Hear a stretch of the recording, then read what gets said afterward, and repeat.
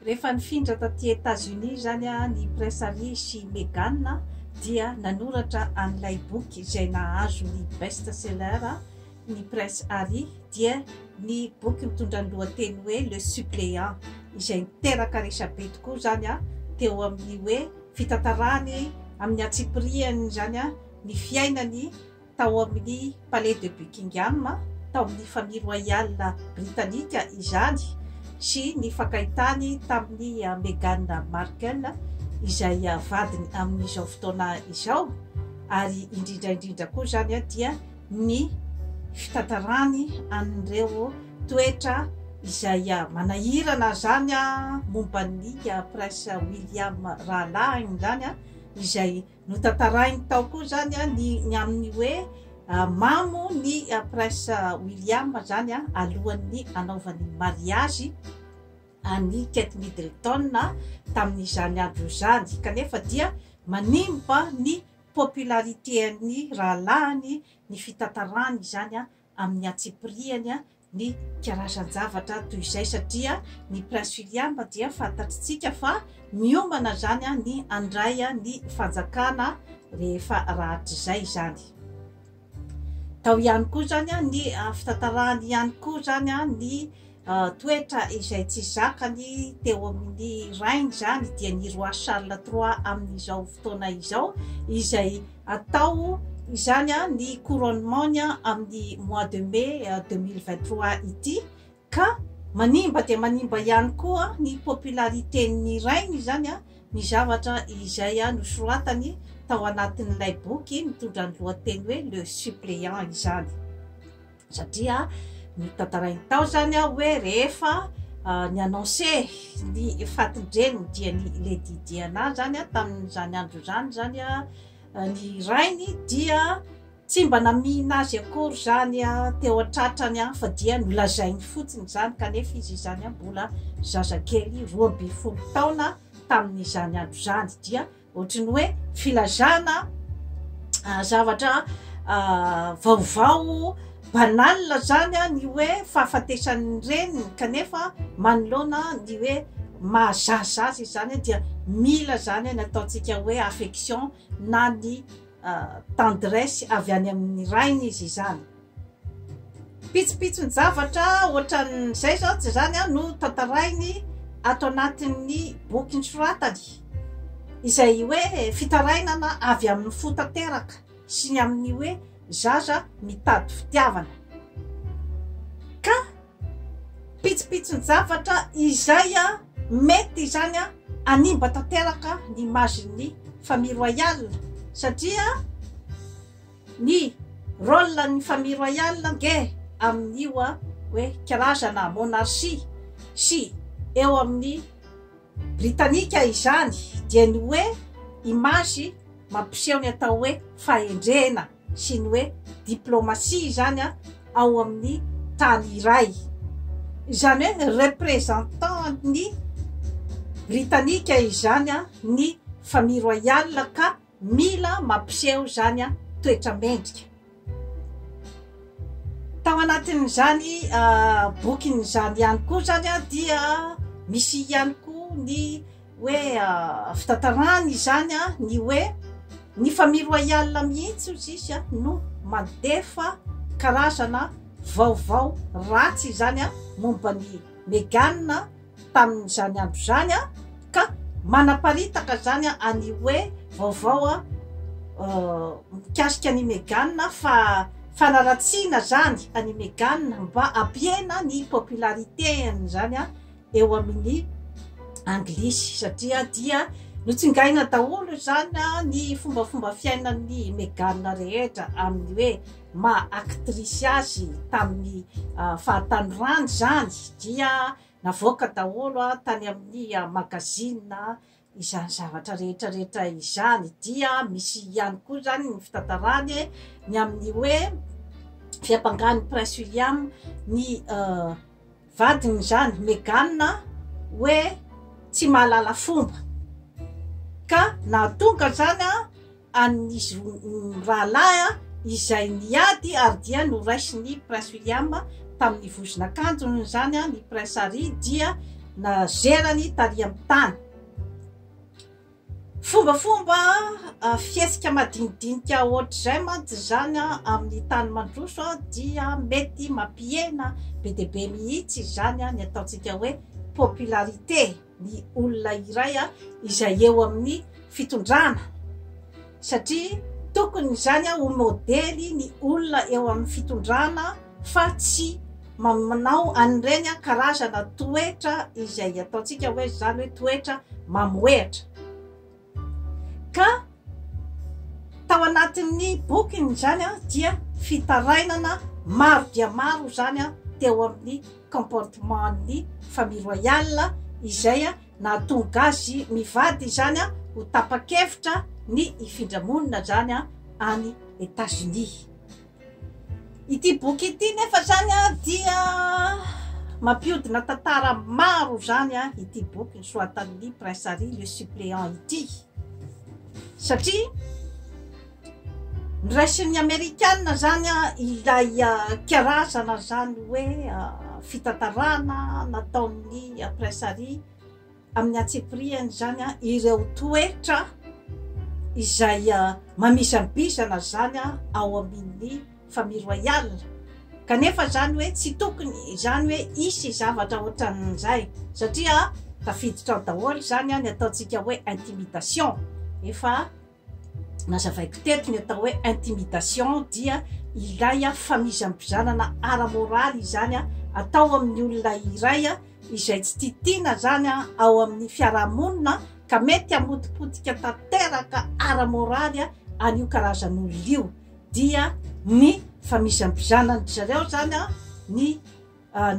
Meghan izany nahatonga azy niala zany ny Palais de Buckingham ary dia nifindra-monina tany États-Unis.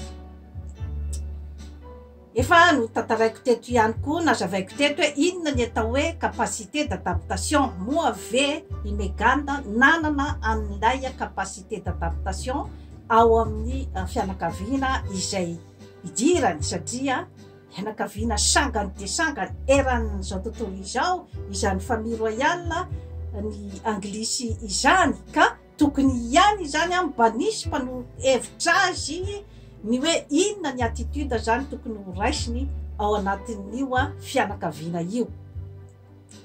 Efa no resako teto ihany koa zany dia ny hoe ny resaka atao hoe pouvoir. Manana pouvoir daholo ny olombelona rehetra rehetra eto ambonin'ny tany, na dia atao ara hoe zany hoe ny farany ambony indrindra amin'ny hiérarchie misy eo amin'ny société ka hatramin'ny farany ambany indrindra dia manana ny atao hoe pouvoir. Ka ny fahatakarany tsirairay an'izay hoe pouvoir ananany tsirairay izay zany no mahatonga azy hanana ny atao hoe fitandremana zany eo amin'ny na ny teny avoaka na ny fombafomba eo amin'ny fiarahamonina, satria ny ataontsika hoe manana ny toerana ambony zany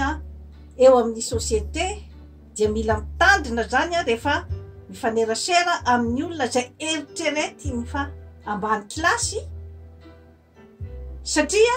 ny ambany kilasy na ny mpiasa trano azy dia manana ny pouvoir izay androtehana ny mpampiasa azy amin'ny fomba maro samihafa, na eo amin'ny fanampoizinana izany, na eo amin'ny resaka fanafiana ny ao amin'ny tokantrano mampiasa azy. Ka izay relation de pouvoir izay zany no tsy voatsinjo ny tao an-dapa zany teo amin'ny fifandraisana tamin'ny Prince Harry sy Meghan, satria zatra ny lalan-dririnina zany ny tao an-dapa ny amin'ny hoe fanambaniana ny mainty hoditra, satria Meghan zany dia azo lazaina fa hoe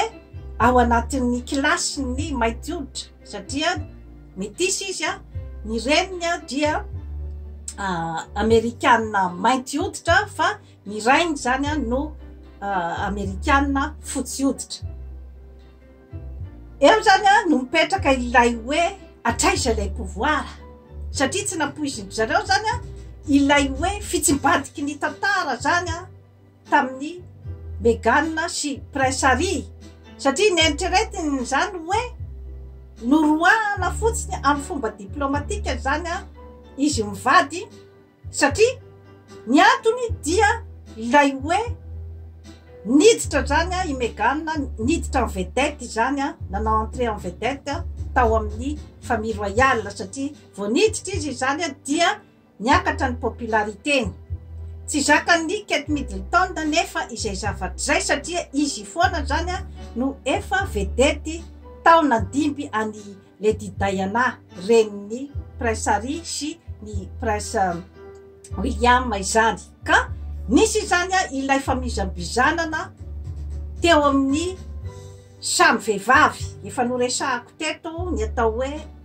atraiza no mety ho fiatefany zany atao hoe disadisany samy vehivavy zany a rehefa tsy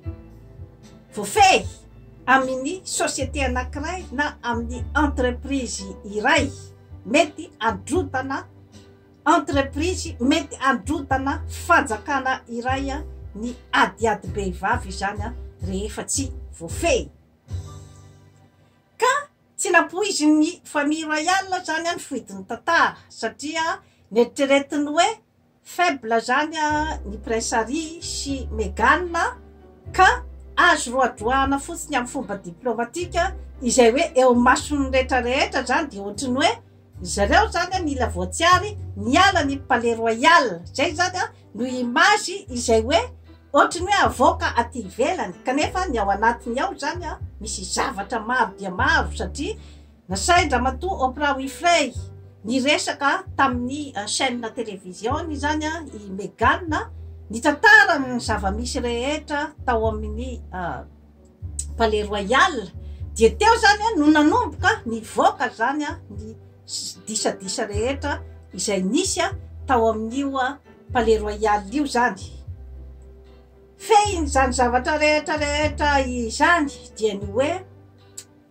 ny bokin'ny prince Harry mitondra ny lohateny hoe le suppléant dia boky izay ataontsika hoe mitantara zany zavatra madinidinika izay hoe tsy apoizina zany hoe amin'ny fianakaviana goavana be ohatran'ireny zany fianakaviana izay mitondra an'izao tontolo izao no misy mitantara amin'ny atsipriany zany a ny fifandraisana amin'ny maha-olombelona zany a ao amin'ilay palais de Buckingham izay miteraka resabe eran'izao tontolo izao ary mety ampiozongozona mihitsy zany a ny palais de Buckingham ny famille royale satria mitady ihany koa zany a ny ataontsika hoe fankatoavan'ny anglisy ny famille royale satria rafitra mipetraka izay zavatra zay mila manapirofo zany a ny famille royale fa ilainy ny anglisy zany a ny fipetrahany eo amin'ny karazana hoe représentation zany a ny anglisy mila maka popularité izy zany ka ny zavatra rehetra izay nisoratany prince Harry tao amin'ny boky nisoratany hoe le suppléant zany a dia manozongozona an'izay hoe karazana popularité an'izay sanganehana ny rehetrarehetra amin'izao fotoana izao satria amin'ny mois de mai zany a no ataony couronnement ny roi Charles III ka mila ihany koa ny fanohanan'ny anglisy zany zavatra rehetrarehetra izany ka ny fanontaniana mipetraka dia hoeo ve ny prince Harry sy Meghan amin'ny fotoana io ka misy zany a ny tsao mandeha zany a ny amin'ny hoe mety atongavany sy ny tsy atongavany kanefa ny tsy fahatongavan'ny prince Harry sy Meghan amin'io zany dia misy incident diplomatique goavana be koa zany a eo amin'ny popularité an'ny monarchie anglisy misy zany a ny hoe feo mandeha fa mitady fifampirarahana zany a ny roi Charles III sy ny prince Harry zany a ny amin'ny hoe réconciliation sy ny hoe fampiresahana zany a ny amin'ny hoe inona marina ny olana mipetraka zany a eo amin'ny zareo a mba andehanana any amin'ny vahaolana mba ampilamina ny tantara satria raha vao samy miziriziry zany amin'ny ataontsika hoe resaka pouvoir izany a ny rotota dia mety ho tonga mihitsy zany a hatrany amin'ny fianjaran'io a monarchie io a izany zavatra rehetrarehetra izany satria tsara ho fantatritsika fa ny ao ambadiky ny Prince Harry sy Meghan anie dia ny Amerikanina ary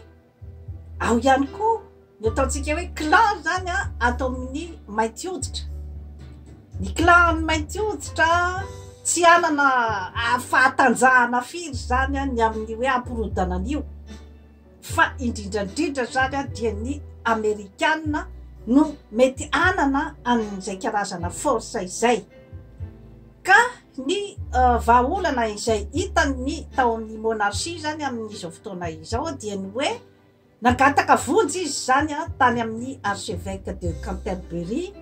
io zany a no karazana olokendry zany a ao Angleterre amin'izao fotoana izao ary io ihany koa nanamasina ny mariage ny Prince Harry sy Meghan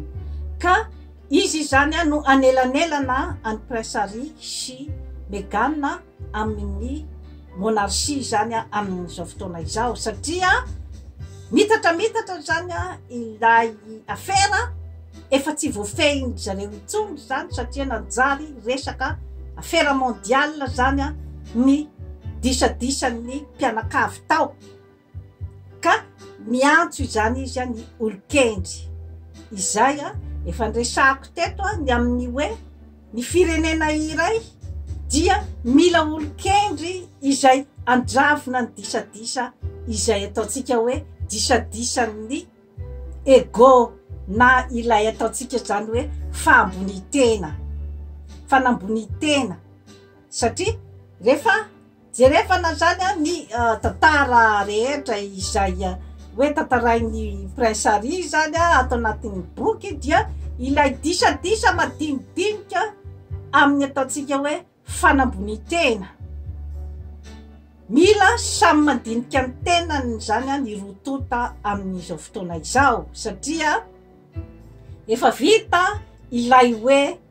epoky ny fanambanina ny sasany amin'ny firazanany fanambanina ny sasany amin'ny fiaviany satria raha nahazo ny popularité ane Meghan niditra ny famille royale dia nisy ihany zany a ilay ataontsika hoe zany hoe talenta tao aminy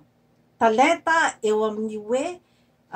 fiatrehana ny publika izany dia misy ihany koa zany a ilay hoe talenta mivalorize zany a ny famille royale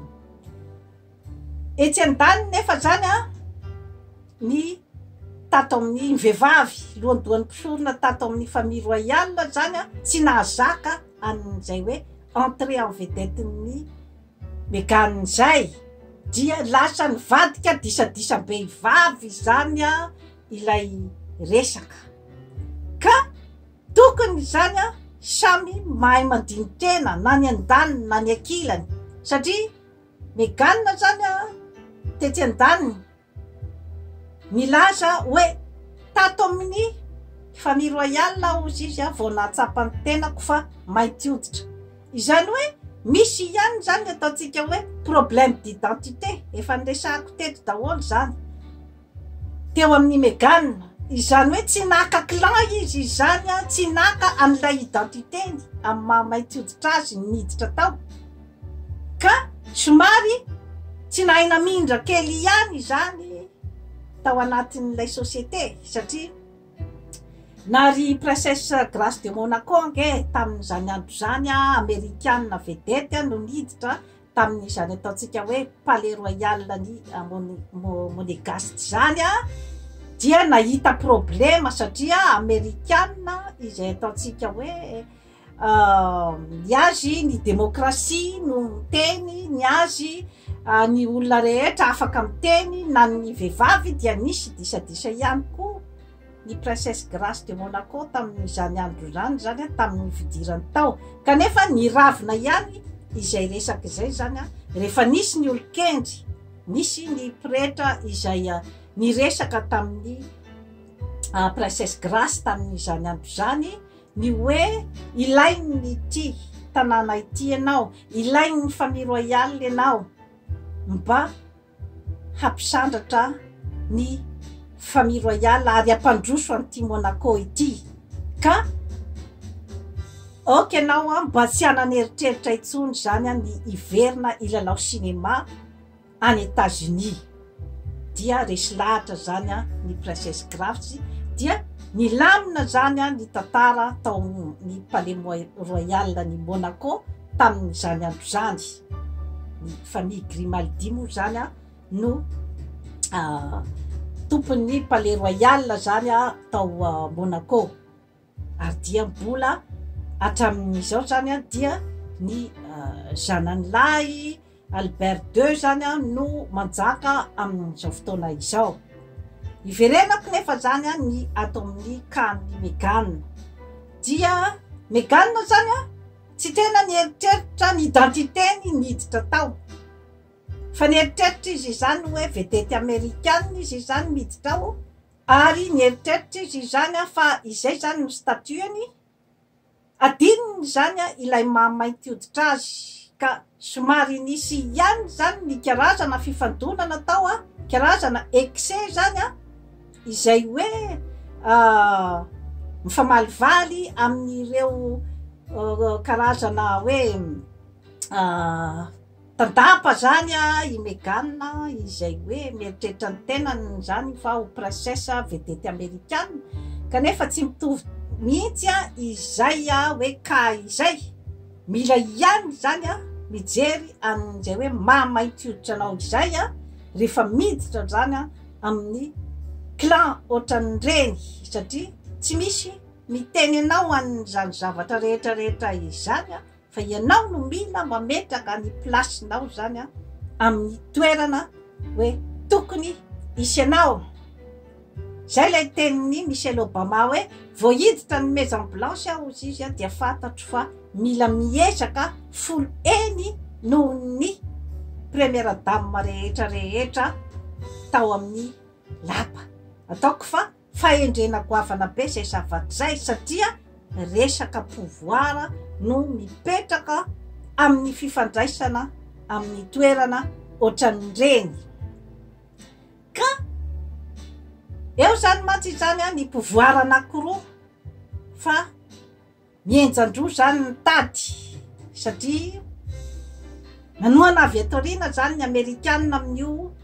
afera io, satria nataon'ny Amerikanina zay ampanefoefo zany any Prince Harry sy Meghan amin'ny alalan'ireo émission Netflix izay mitantara ny zava-misy tao an-dapa sy ny boky nosoratan'ny Prince Harry izay efa mahatratra 150 millions de dollars ny vola niditra tao am-posin'izy mivady, resaka fanaratsiana sy ny secretny Buckingham izay hoe azontsika kilasina ao anatin'ny hoe mivarotra tanindrazana nga raha ny hoe manakaikikaiky zany an'ilay description, satria inona moa no de ho intérêtny Amerikanina ohatra zany ny amin'ny hoe fanampiana any Prince Harry sy Meghan, satria azo lazaina fa hoe olona izay nalohan'ny palais de Buckingham ireny karazan'olona ireny, inona no de tena intérêtny zany ny amin'ny hoe anondrotra azy, fa zay karazana zany hoe fandemena zany ny pouvoiran'ny famille royale izay mitondra ny maha izy azy zany ny anglisy de génération en génération. Misy en jeu goavana be zany ao ambadikin'io ery anankiroa io, ny fanontaniana mipetraka inona koa zany no mety ho fidiram-bolan'ny Prince Harry sy Meghan rehefa avy zany hoe nivarotra ny secretny famille royal izy zany. De inona koa satria zareo tsy de tena mana-talenta manao ahoana. Inona zany ny hoaviny? Inona ny hoavin'ny palais de Buckingham? Zany daholo zany fanontaniana mipetraka zany satria samy azontsika lazaina fa nidikidina daholo ny popularité an'ny rotonta zany taorinan'ny zava-mitranga. Ilaina ve ny olon-kendry manoloana an'izany zavatra rehetra izany? Dia io fiantson'ny roi Charles III ny archevêque de Canterbury io zany ny anao ny fanelanelanana zany amin'ny rotonta. Izany hoe mba ilaza amin'ny presari zany ny hoe apijanona ny fanaratsiny zany ny palais de Buckingham izay nahitany soa ihany satria tahoany no nipoirany ka zany zavatra rehetra izany mantsy ilazako amintsika fotsiny zany ny hoe ny filaminana ve atao foana amin'ny vavabasy satria rehefa tsy afaka hifandamina ny rotonta izay mifanenjana dia matetika zany alamina amin'ny vavabasy na alamina amin'ny resaka diplomasia na ny fahendrena izany. Tsetsatsiaritra zany ahy amin'izay zavatra rehetra izay fa satria mba tsy zany misy foana ilay olona izay ataontsika hoe namorona taloha ny zavatra rehetra izay asony fireneny ary tena fitiavana tokoa no napetraky ireo mpamorona ny zavatra zay mety asony fireneny matoa tonga amin'ny toeran'io izany ataontsika hoe anglisizany fanitaranaka teoriana ilay hoe ataontsika mpandray fotsiny. Ilaina ve ny mpandray fotsiny satria ny mpandray fotsiny ange tsy manana zany ny atao hoe sentiment d'appartenance ary tsy mieritreritra ny taranany any aoriana. Raha nisy ny disadisa teo amin'ny Kate Middleton sy Meghan moa ve mba nieritreritra no mety ho taranany any aoriana? Ohatra i Meghan sy Prince Harry nandray fanapahan-kevitra ny hiala ny palais royal izay hoe nitsipatsipaka rehefa tonga tany États-Unis tsy tamarina hoe inona no atao. Moa ve izy ny saina ny mety ho avy ny taranany niala an'io palais royal io? Zay zany fanontaniana mipetraka efa nazavaiko teto ny atao hoe ahoana